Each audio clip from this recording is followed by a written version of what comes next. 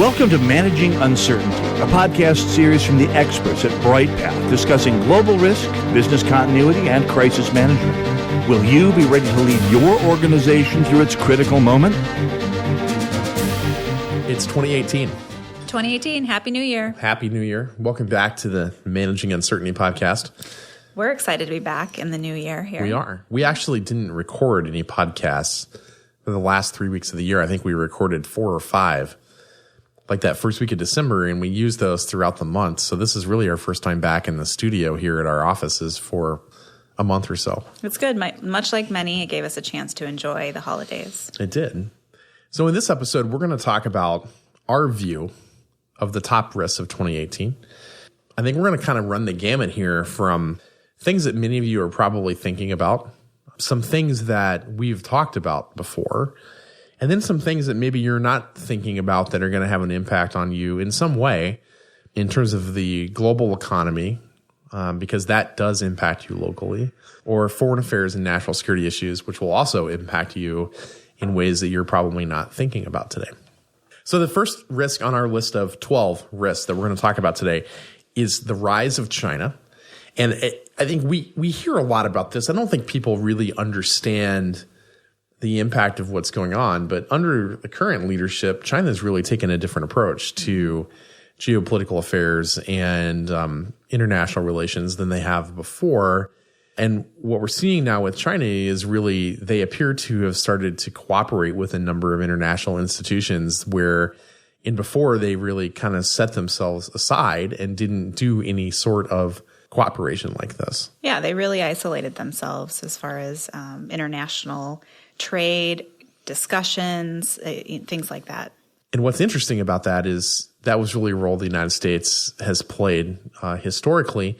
We are beginning to do less of that. China is beginning to fill somewhat of the vacuum or void left behind by our leadership. And it's not really a Republican or Democrat thing. It's just the direction that our country has gone over the last decade or so has been a different role internationally. So China's starting to fill that gap. And it's an interesting comparison, I think, to think about the rise of China and what many perceive to be the decline of the United States as a geopolitical power over the last 20 to 30 years is very similar to the situation that the United Kingdom found themselves in the late 1800s, where they made the strategic choice to hitch themselves to a surging United States as a global power. And it has allowed the United Kingdom to bat above their weight in foreign affairs for well over a century. And perhaps we have a similar opportunity to coach and guide the Chinese in the same way, but I'm not sure that our current administration or even previous administrations is interested in doing that. We seem to be more interested in confrontation. Right. Well, I don't even know that the mass population of the U.S. is ready to do that. No. Or ready to welcome that as being an option. But China will continue to be, for the foreseeable future, the world's largest economy, one of the largest geopolitical powers, and I think we'll see them continue to flex their muscle on the international stage for decades to come. Yeah. Our second risk is, and these are in no particular order, by the way, our second risk is North Korea. Obviously, the threat here is North Korea is a nuclear power. They have achieved at least some intercontinental ballistic missile capability that seems to be advancing. And the Olympics are in South Korea in just a short period of time here. And we have a significant amount of military forces in South Korea. They're under treaty to defend South Korea, who is a close ally of the United States. Nobody knows what's going to happen. No, but really interesting, right? To follow that and watch what will happen as we lead up to the Olympics there. We had a client call us, about 4 months ago, and asked the question. First, they kind of danced around the point, and then they just got to it and said, what we're really concerned about is we have $1 billion in product being manufactured in South Korea right now. And I don't know if we should think about where to manufacture that elsewhere or if we're even going to get the product. Yeah, and they're not an isolated case, right? So there's many of these types of organizations that have products coming out of North Korea or South Korea, right, and trying to figure out what is the answer going forward. Right. So North Korea will continue to be, I think, they are the very definition of uncertain. We have really no idea what they're going to do. They don't follow any international rule set that countries like the United States are expected to follow. We don't know what their decision making is going to be.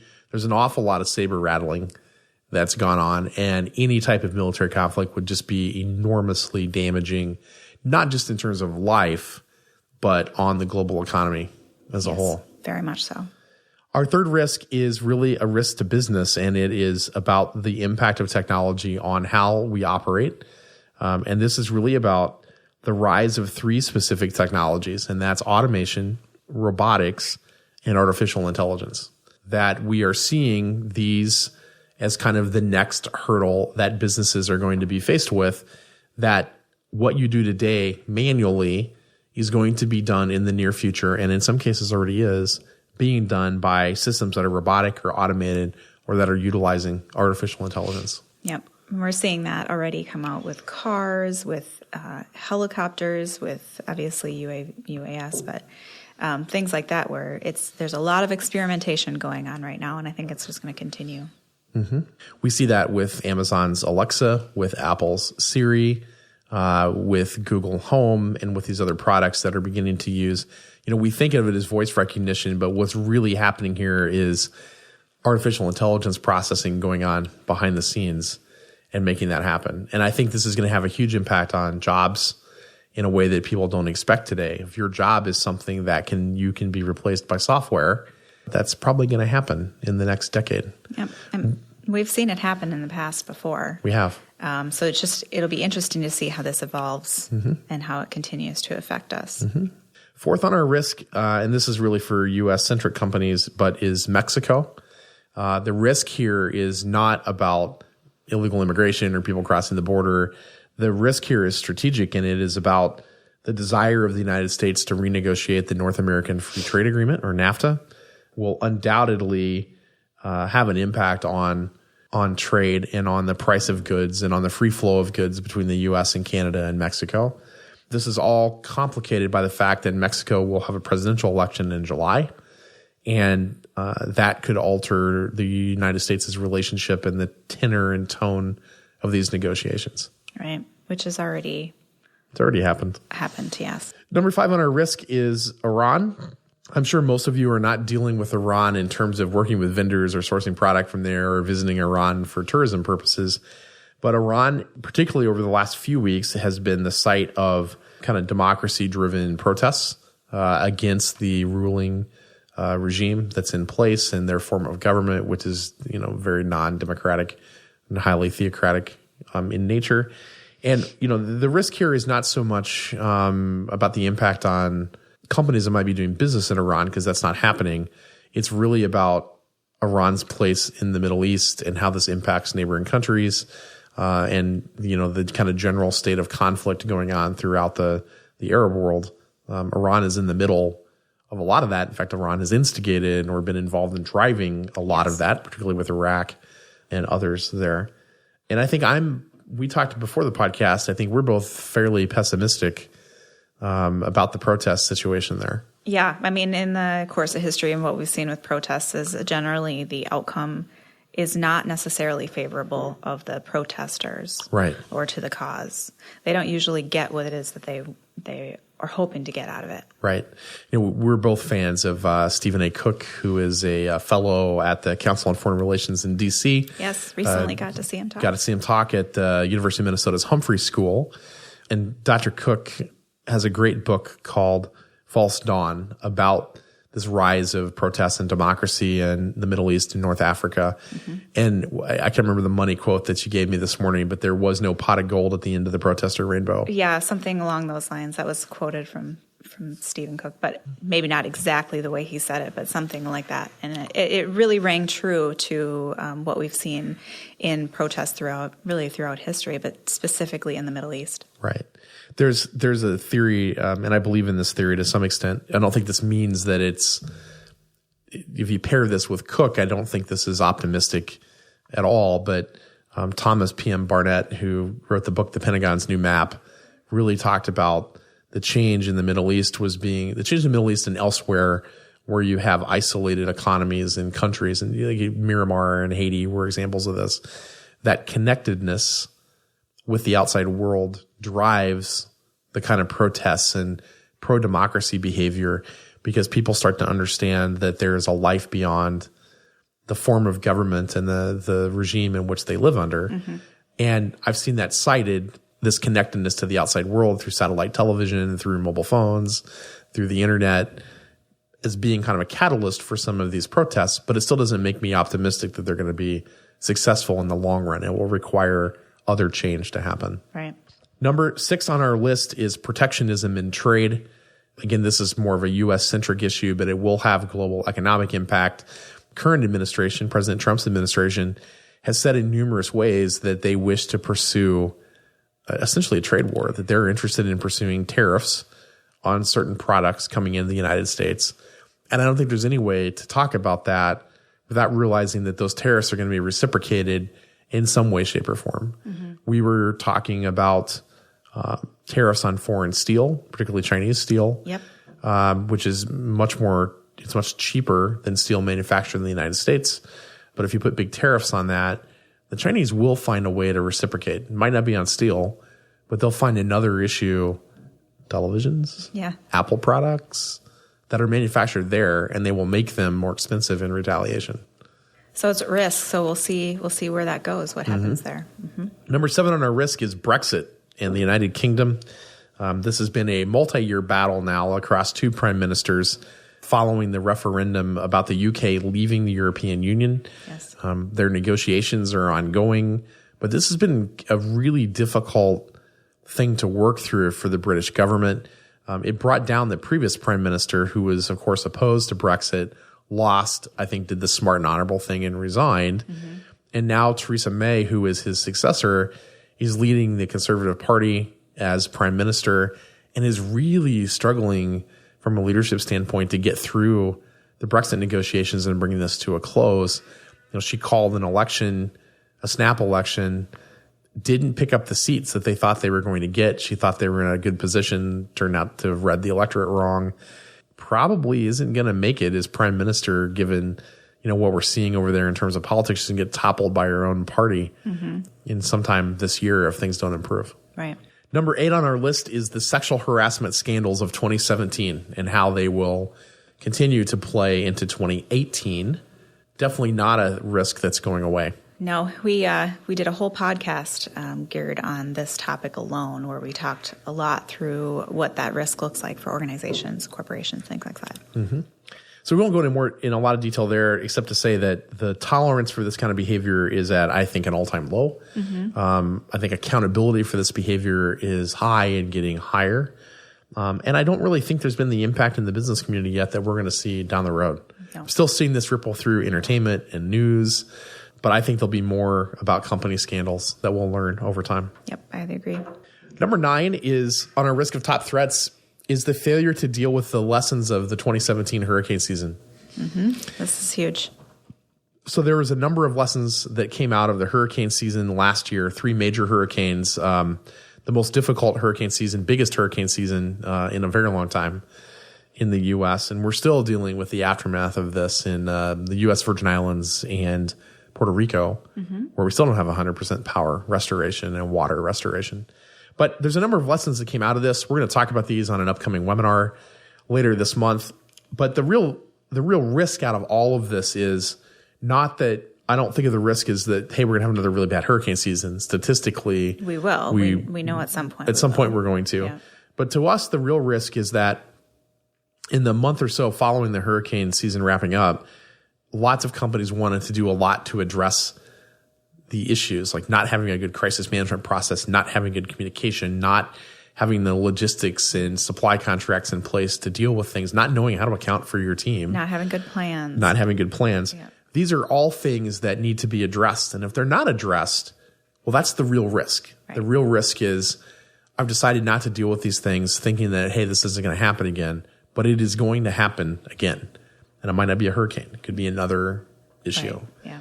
But we're seeing smart companies deal with the lessons learned of the hurricane season. We're seeing a lot of companies that are like, well, it's a risk we're willing to take. Yeah. Or, well, we don't have money this year, so we're going to wait. Yeah. And that's not a good strategy. It's really not.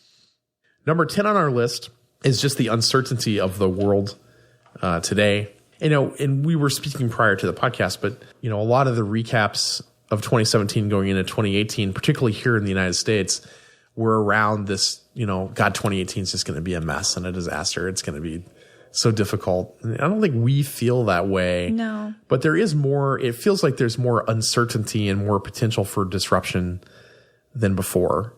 I think part of this is part of this is just the political turmoil that we kind of feel here in the United States, where if you watch the news and they're talking about politics, it's state, local, federal, it's exhausting. It is. I walked into the office this morning and I even said that to Bryan. I was like, gosh, I'm just so exhausted with everything in the media right now. It's I can't watch the news. Everything is a significant emotional event. So it is exhausting. So how do organizations become more resilient to be able to manage through that? And how do they make sure that their team is resilient, that we can deal with this kind of up and down situation that they have to be faced with? I was talking to a reporter this morning about that very issue. I think their question when they called was, what do you tell small businesses about how to help their employees be more resilient with all of this? I think she described it as all of this chaos that's going on in the world. And I'm like, well, I wouldn't frame it that way. I don't think the world is that chaotic, but the world's uncertain. And you really have to be able to help your employees understand how to deal with the ups and downs of the business cycle and roll with the punches. You got to roll with the punches, and there's going to be down cycles of things that happen. And you have to manage through that as an individual and as an employee, and you have to drive those behaviors in your business. Right. Number 11 on our list is terrorism. That this is an issue we don't think goes away. We certainly saw, I think over the last 2 or 3 years, there's been a clear trend towards some shifting of strategy when it comes to terrorism attacks in the Western world, in Europe, in the United States, Canada, and elsewhere. We are seeing more vehicle-borne attacks where firearms or knives are not necessarily involved. Yep. We've seen knife attacks even here in Minnesota, in the St. Cloud. Yep.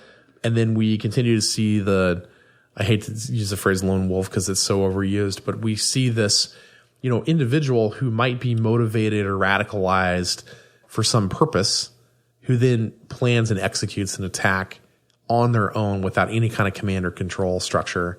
And that's incredibly difficult to detect and even more difficult to stop because you really don't know what's coming. You don't know who to watch in that case. Not unless you know some of the risk factors anyway. Right. Right. There's obviously risk factors in some of these cases, or there's things that people should have seen. Yes. That, we don't want to react to. Right. Ultimately, I think we don't want to is right. a good way of putting it. Yeah. Right. If you see something, say something. Exactly. Last on our risk, and certainly not least, is the whole issue of cybersecurity. I think there was a good article I was reading last night about, the cybersecurity piece has really come to a standoff between the ever increasingly high barrier to breach into an organization and the incredibly more sophisticated tools that hackers and those that seek to do harm, like state actors, intelligence agencies, and others, their tools are getting more and more sophisticated over time. I mean, we saw an attack here in the last 18 months where someone basically used an exploit that the U.S. National Security Agency had discovered and used that exploit to breach into organizations, steal information and PII and PCI data. So it's getting it continues to be more difficult. I think one of the gaps that we see pretty commonly here is, we don't do technical InfoSec work. That's not the field that we're in. There are many reputable places that do that kind of work. We are more interested in when the thing happens, how do you react and what is your process and how do you manage the incident and what happens if you really have a breach and how do you handle the crisis communications from that? And what are your plans? And do you practice those plans? Right. And wow, people are not good at this. And do you exercise them? And people are not good at this. They're not good at this at all. So there's a great opportunity that I think goes back to the hurricane lessons, which is what is your crisis strategy, your incident strategy leading to a crisis that allows you to react and deal with these things. Yeah. Those are our top 12 risks for 2018, as Jen just outlined. We'll be talking in some depth about a couple of these risks moving forward in some more in-depth editions of the podcast and on our blog in the future. And certainly how they evolve throughout the year. Thanks for listening. Thanks for listening to this episode of Managing Uncertainty, produced by the experts at Bryghtpath. To receive notifications of new episodes, join our newsletter at bryghtpath.com or subscribe through your favorite podcast player, such as iTunes or Google Play. Learn more about the services and trusted advice from Bryghtpath by visiting bryghtpath.com. That's BRYGHTPATH.com.